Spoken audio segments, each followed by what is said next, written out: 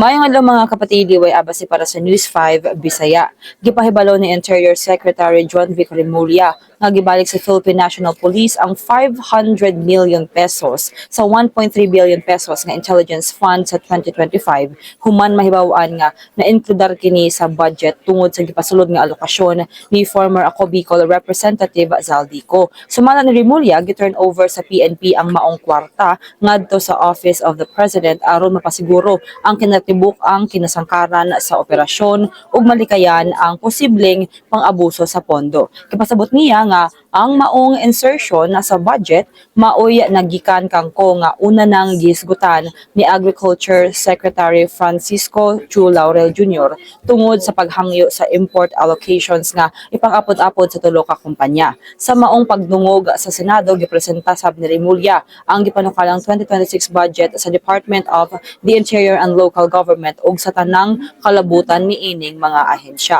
Gipasalig niya ang padayong paningkamot sa DILG nga mapalig-on ang maayong pamalaod, malig-on ang accountability sa gobyerno ug kalinaw sa nasod. Samtang gipasiugdahan man ni Senator JV Ejercito nga nagpangulo sa pagdungog ang kaimportansya sa DILG sa nasudno nga kausbagan ug gihangyo ang departamento nga suportahan ang gipanukalang Master Plan for Infrastructure and National Development Act nga nagtuyo paghimo og komprehensibong giya sa mga proyekto sa lokal ug nasudnong level. Kini sila mga atong update, magpadayon na sa pagbantay sa social media pages sa News 5 para sa uban pang mga balita ug update.